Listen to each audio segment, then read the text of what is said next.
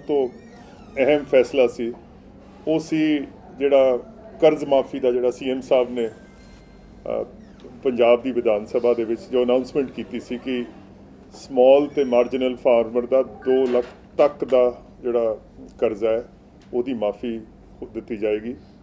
ਉਹਦੀ ਨੋਟੀਫਿਕੇਸ਼ਨ ਵਾਸਤੇ ਅੱਜ ਕੈਬਨਿਟ ਨੇ ਅਪਰੂਵਲ ਦਿੱਤੀ ਹੈ। ਇਸ ਦੇ ਨਾਲ ਮੈਂ ਇਹ ਵੀ ਦੱਸਦਾ ਜਾਵਾਂ ਕਿ 31/3/2017 ਤੋਂ ਨੋਟੀਫਿਕੇਸ਼ਨ ਦੀ ਜਿਹੜੀ ਡੇਟ ਹੈ ਉਹਦਾ ਜਿਹੜਾ ਵਿਆਜ ਬਣੂਗਾ ਉਹ ਵੀ ਗਵਰਨਮੈਂਟ ਆਫ ਪੰਜਾਬ ਕਹਿੰਦੀ ਹੈ ਕਿ ਜਿਹੜਾ 6 ਮਹੀਨਿਆਂ ਦਾ ਵਿਆਜ ਹੈ 6 ਮਹੀਨੇ ਦੀ ਡਿਲੇ ਹੈ ਨੋਟੀਫਿਕੇਸ਼ਨ ਦੀ ਜਿਸ ਦਿਨ ਨੋਟੀਫਾਈ ਹੋਇਆ ਉਸ ਦਿਨ ਤੱਕ ਦਾ ਵਿਆਜ ਵੀ ਗਵਰਨਮੈਂਟ ਆਫ ਪੰਜਾਬ ਭਰੂਗੀ। ਇਹਦੀ ਕੋਈ 400 ਕਰੋੜ ਰੁਪਏ ਦੀ ਇੰਪਲੀਕੇਸ਼ਨ ਹੈ। ਸੋ ਸਭ ਤੋਂ ਵੱਡਾ ਤਾਂ ਫੈਸਲਾ ਅੱਜ ਦੀ ਮੰਤਰੀ ਮੰਡਲ ਦੀ ਮੀਟਿੰਗ ਦਾ ਇਹੀ ਸੀ ਕਿ ਉਹ ਕਿਉਂਕਿ ਟੀ ਹੱਕ ਸਾਹਿਬ ਦੀ ਰਿਪੋਰਟ ਜਿਹੜੀ ਹੈ ਉਹ ਆ ਗਈ ਹੈ, ਉਹਦੀ ਡਿਸਕਸ਼ਨ ਵੀ ਹੋ ਗਈ ਸੀ ਔਰ ਉਹ ਸਾਰੀ ਟੋਟਲ ਰਿਪੋਰਟ ਜਿਹੜੀ ਹੈ ਉਹਨੂੰ ਲਾਗੂ ਕਰਨ 'ਤੇ ਮੰਤਰੀ ਮੰਡਲ ਨੇ ਅੱਜ ਰਜ਼ਾਮੰਦੀ ਦੇ ਦਿੱਤੀ ਹੈ। ਕੈਬਨਿਟ ਚੀਫ ਸੈਕਟਰੀ ਸਾਹਿਬ ਨੂੰ ਇਹ ਵੀ ਹਦਾਇਤ ਦਿੱਤੀ ਗਈ ਹੈ ਕਿ ਇਲੈਕਸ਼ਨ ਕਮਿਸ਼ਨ ਨਾਲ ਰਾਬਤਾ ਕਾਇਮ ਕਰਨ ਔਰ ਕਿਉਂਕਿ ਇਹ ਔਨਗੋਇੰਗ ਸਕੀਮ ਹੈ, ਇਹ ਬਜਟ ਦੇ ਵਿੱਚ ਵੀ ਇਹ ਪੇਸ਼ ਕੀਤੀ ਗਈ ਸੀ, ਇਹਨੂੰ ਇਲੈਕਸ਼ਨ ਨਾਲ ਜੇ ਨਾ ਜੋੜਿਆ ਜਾਵੇ ਤਾਂ ਬਿਹਤਰ ਹੈ ਕਿ ਇਲੈਕਸ਼ਨ ਕਮਿਸ਼ਨ ਤੋਂ ਸਪੈਸ਼ਲ ਪਰਮਿਸ਼ਨ ਲੈ ਲਈ ਜਾਵੇ ਤਾਂ ਕਿ ਇਹ ਜਿਹੜੀ ਨੋਟੀਫਿਕੇਸ਼ਨ ਹੈ ਇਹ ਫੌਰਨ ਲਾਗੂ ਹੋ ਸਕੇ ਔਰ ਜਿਹੜੇ ਕਿਸਾਨ ਜਾਂ ਜਿਹੜੇ ਇਹਦੇ ਬੈਨੀਫੀਸ਼ੀਅਰੀਜ਼ ਹੈ ਉਹਨਾਂ ਤੱਕ ਇਹ ਬੈਨੀਫਿਟ ਪਹੁੰਚ ਸਕੇ। ਸੋ ਸਭ ਤੋਂ ਵੱਡਾ ਤਾਂ ਫੈਸਲਾ ਇਹੀ ਸੀ ਹੋਇਆ ਔਰ ਉਹ ਡਿਲੇ ਜਿਹੜਾ ਉਹ ਫਾਰਮਰ ਦੇ ਖਾਤੇ 'ਚ ਨਹੀਂ ਜਾਣਾ ਚਾਹੀਦਾ। ਨਹੀਂ 10,000 ਕਰੋੜ ਜਿਹੜਾ ਇਹਨੂੰ ਲਾਗੂ ਕਿਵੇਂ ਕੀਤਾ ਜਾਏਗਾ? ਵਨ ਗੋ ਜੋ ਹੋਏਗਾ ਜਾਂ ਇਹਦੇ ਇੰਸਟਾਲਮੈਂਟ ਹੋਏਗੀ? ਇਹਦਾ ਫਾਰਮੂਲਾ ਇਹਦਾ ਇੱਕ ਵਾਰੀ ਨੋਟੀਫਿਕੇਸ਼ਨ ਜਿਹੜੀ ਹੈ ਇਹ ਐਗਰੀਕਲਚਰ ਡਿਪਾਰਟਮੈਂਟ ਨੇ ਕਰ ਦੇਣੀ ਹੈ। ਜਿੱਦਣ ਹੋਗੀ ਜਿਵੇਂ ਬੈਂਕਾਂ ਤੋਂ ਡੇਟਾ ਆਉਂਦਾ ਜਾਏਗਾ ਬੈਨੀਫੀਸ਼ੀਅਰੀਜ਼ ਦੇ ਅਕਾਊਂਟ ਜਿਹੜੇ ਆ ਕ੍ਰੈਡਿਟ ਹੁੰਦੇ ਜਾਣਗੇ ਔਰ ਬੈਂਕਾਂ ਹੁਣ ਤਸਦੀਕ ਕਰਨਗੀਆਂ ਕਿ ਕਿਹੜੇ ਇਹਦੇ ਬੈਨੀਫੀਸ਼ੀਅਰੀਜ਼ ਹੈ ਇਸ ਨੋਟੀਫਿਕੇਸ਼ਨ ਦੇ ਮੁਤਾਬਕ ਔਰ ਇਹਦੇ ਦੋ ਪਹਿਲੂ ਹੈ। ਇੱਕ ਕੋਆਪਰੇਟਿਵ ਸੈਕਟਰ ਦੇ ਬੈਂਕ ਹੈ ਜਿਨ੍ਹਾਂ ਦਾ ਤਕਰੀਬਨ 3600 ਕਰੋੜ ਰੁਪਇਆ ਬਣਦਾ ਔਰ ਜਿੰਨੇ ਪ੍ਰਾਈਵੇਟ ਤੇ ਕਮਰਸ਼ੀਅਲ ਬੈਂਕਸ ਹੈ ਨੈਸ਼ਨਲਾਈਜ਼ਡ ਬੈਂਕਸ ਹੈ ਜਿਨ੍ਹਾਂ ਦਾ ਤਕਰੀਬਨ 6000 ਕਰੋੜ ਬਣਦਾ। ਸੋ ਇਹ ਤਿੰਨੇ ਹੀ ਇਹਦੇ 'ਚ ਕਵਰ ਹੁੰਦੇ। ਸਰ ਪੈਸਾ ਤੁਸੀਂ ਕਿੱਥੋਂ ਜਨਰੇਟ ਕਰੋਗੇ ਜਿਹਦੇ ਵਾਸਤੇ ਕੋਸ਼ਿਸ਼ ਕਰ ਰਹੇ ਹੋ ਪੈਸਾ? ਸਭ ਇਹਦਾ ਪੈਸੇ ਦਾ ਇੰਤਜ਼ਾਮ ਜਿਹੜਾ ਹੈ ਇਹ ਤਕਰੀਬਨ ਹੋ ਚੁੱਕਿਆ ਹੈ। ਅਸੀਂ ਆਪਣੇ ਕੁਝ ਰਿਸੋਰਸਿਸ ਤੋਂ ਕੁਝ ਅਸੀਂ ਗਵਰਨਮੈਂਟ ਆਫ ਇੰਡੀਆ ਤੋਂ ਜਿਹੜੀ ਮੰਗ ਕੀਤੀ ਹੈ।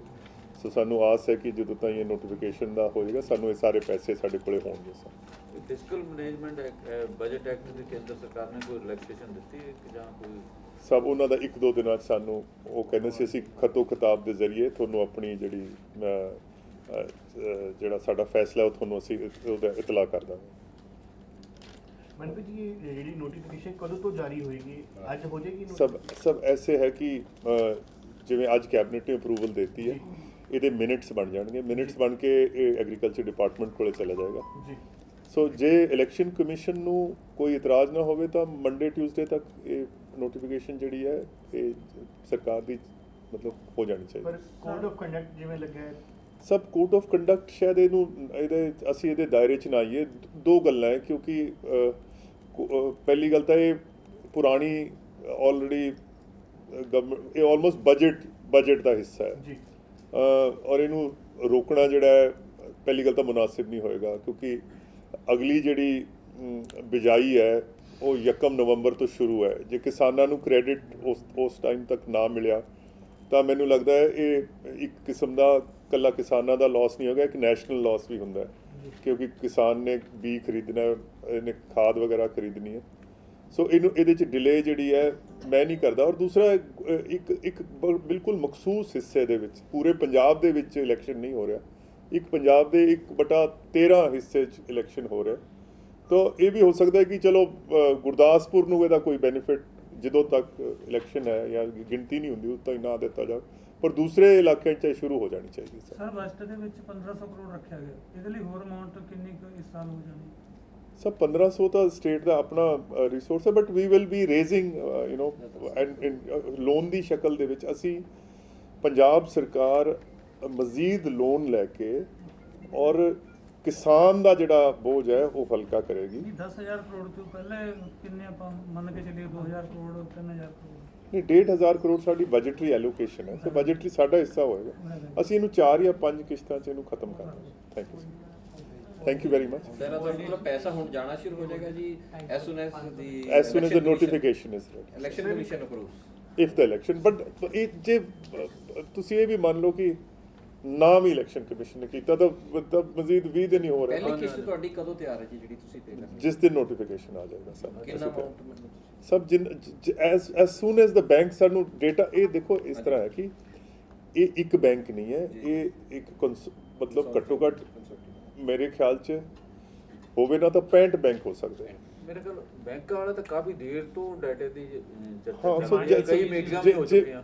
ਸਰ ਦੇਖੋ ਗੱਲ ਇਹ ਹੈ ਕਿ as soon as ਇਹ 65 ਬੈਂਕ ਹੈ, ਜਦੋਂ ਇੱਕ ਹਰੇਕ ਬੈਂਕ ਨਾ ਇੰਡੀਵਿਜੂਅਲੀ ਡੀਲ ਕਰਨਾ ਪੈਣਾ ਔਰ ਹਰ ਪਿੰਡ ਦੇ ਵਿੱਚ ਜਿਹੜੇ ਬੈਨੀਫੀਸ਼ੀਅਰੀਜ਼ ਆ ਉਹਨਾਂ ਦਾ ਨੋਟਿਸ ਵੀ ਲੱਗ ਜਾਏਗਾ ਕਿ ਆਹ ਬੈਨੀਫੀਸ਼ੀਅਰੀਜ਼ ਹੈ, ਕਿਸੇ ਨੂੰ ਕੋਈ ਇਤਰਾਜ਼ ਹੈ, ਕੋਈ ਰਹਿ ਗਿਆ ਜਾਂ ਕਿਸੇ ਨੂੰ ਇਤਰਾਜ਼ ਹੈ, ਕਿਸੇ ਨੂੰ ਗਲਤ ਮਿਲ ਰਿਹਾ, ਸੋ ਉਹਦੇ ਵਾਸਤੇ ਵੀ ਅਸੀਂ Is it a possibility that you ask the election commission that okay, we are okay with not implementing it in Gurdaspur, but we want to do it elsewhere? ਦੇਖੋ I don't know, ਹੁਣ chief secretary has been asked to get in touch with the election commission and take special permission to roll out this plan.